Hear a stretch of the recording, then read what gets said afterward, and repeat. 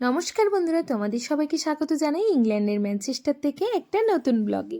আজকে বারটা হচ্ছে তোমার মঙ্গলবার, আর এখন বাজে বিকেল ওই 3:30টার মতো। আমি অফিস থেকে বাড়ির উদ্দেশ্যে রওনা দিয়েছি, আর অনেক দিন পর জানো তো এই দিনের আলোতে বাড়ি ফিরছি। নাহলে তো সবসময় তোমরা দেখতেই পাও ওই রাত্রি থাকতে থাকতেই আসি, আবার রাত্রি থাকতে থাকতেই যাই, পুরো ব্যাপারটা কাটে হচ্ছে অন্ধকারে। কিন্তু আজকে এরকম দিনের আলোতে বাড়ি ফিরছি, তার একটাই কারণ হচ্ছে কারণ আমাদের বাড়িতে আসতে চলেছে রাত্রেবেলায় কিছু গেস্ট। তা সেই গেস্টের জন্য বাড়ি ফিরে রান্না বান্না সমস্ত করতে হবে, ওই জন্যই তাড়াতাড়ি বাড়ি ফেরা। এই যে বলতে বলতে বাড়িতে গেস্ট সব চলেও এসছে। গেস্টের মধ্যে আছে হচ্ছে ওই যে আমাদের এতিয়াদ এয়ারলাইন্সে যেতে যেতে যাদের সাথে দেখা হয়েছে, বুবাই আর দেবী আর তিয়াস, যাদেরকে বলা হচ্ছে মিমি আর মামাই। এই যে মিমি মামাই বসে আছে, তার সাথে মিমি মামাই তো আমাদের জন্য কালকে 25 ডিসেম্বর তার জন্য প্রচুর গিফট নিয়ে এসছে, সাথে একটা ক্যান্ডেলও নিয়ে এসছে। ক্যান্ডেলটা এখন তিয়াস নিয়ে গিয়ে ঠাকুরের কাছে জ্বালিয়ে দিল। আর আমি এখানে গেস্টদের সবার জন্য আয়োজন করেছি ব্রোকলির পকোড়া আর চা আসার সাথে সাথে। আর তার সাথে আরেকটা গেস্ট যেটা আছে সেটা প্রসেনজিৎদা তো আছেই, ও আমাদের বাড়ির ছেলের মতনই, ও দুদিন ধরে এসছে, ও তো আছেই। তার সাথে প্রসেনজিৎদার একটা বন্ধুর ফ্যামিলি আমাদের বাড়িতে ম্যানচেস্টারে ঘুরতে এসছে। এই দেখো ওদের একটা ছোট্ট পাড়া পুচকু মেয়ে 3 বছরে, ওরাও কিন্তু আমাদের বাড়িতে এসছে। ওরা এখন আজকাল পরশু 3 দিন থাকবে।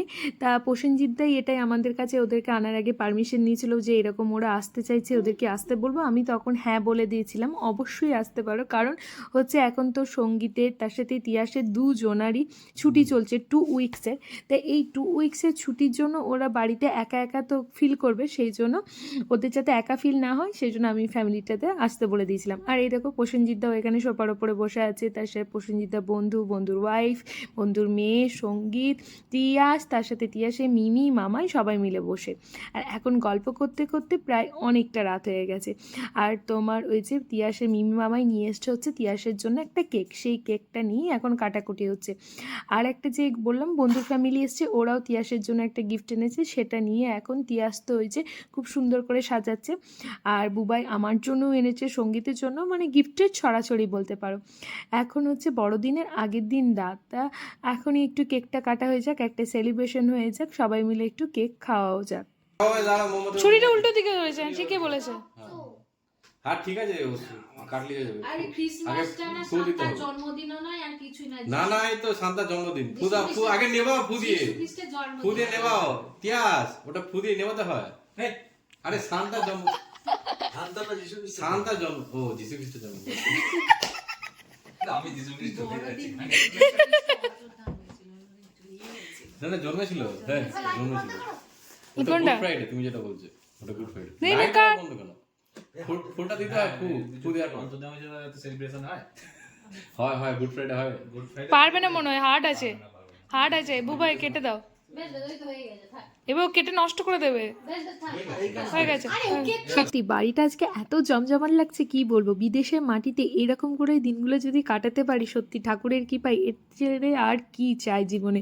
মানে এত সুন্দর বন্ধু বান্ধব মিলে, সবাই মিলে এরকম একসাথে কাটাতে পারলে লাইফে আর কিছু চাই না। আর সব থেকে মানে আমি ঠাকুরের কাছে প্রার্থনা করেছিলাম এমন একটা বন্ধু আমার কাছে পাঠাও যার সাথে আমি মনের সমস্ত কিছু শেয়ার করতে পারবো।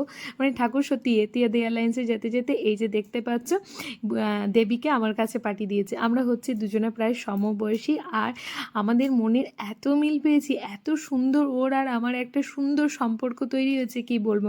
সত্যি এই দিনটার আমি অপেক্ষায় ছিলাম যে একটা সুন্দর যেন এরকম বন্ধু ফ্যামিলি আমরা বিদেশের মাটিতে ম্যানচেস্টারে পাই। তা অনেক বন্ধু ফ্যামিলিই তো পেয়েছিলাম, আর সত্যি এইরকম একটা বন্ধু পেয়ে আমার জীবনটাও ধন্য লাগছে।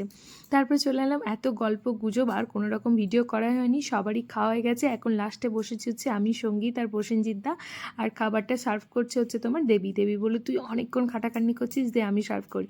কারণ অফিস থেকে ফিরেছি, তারপরে আবার চা পকোড়া বানানো, আবার রান্না করে, রান্নায় সেরকম কিছু আয়োজন করিনি, পোস্ত ভাত আর তার সাথে হচ্ছে মাটনের আলু দিয়ে একটা পাতলা কারি। তো সেটাই সবাই মিলে খাওয়া দাওয়া করলাম। ওই যে প্রসেনজিৎদার বন্ধুর ফ্যামিলি, ওরা সবাই ওপরে চলে গিয়েছে ঘুমানোর জন্য। এখন আমরা নিচেতে বসে আছি, বুবাই আর তার সাথে দেবীর সাথে গল্প করছি। আর দেবী আমার জন্য নিয়ে এসছে একটা নাইট ড্রেস, সেটাই এখন খুলে দেখছি।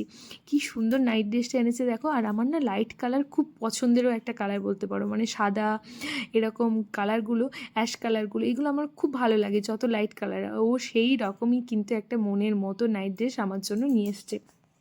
তা আজকের এই বন্ধু বান্ধব নিয়ে কাটানো ছোট্ট ব্লগটা কেমন লাগলো অবশ্যই কিন্তু কমেন্ট করে জানিও। ভালো লাগলে প্লিজ একটু পেজটাকে ফলো এবং লাইক করো, আর যারা ইউটিউব থেকে দেখছো প্লিজ একটু চ্যানেলটাকে সাবস্ক্রাইব করে দিও।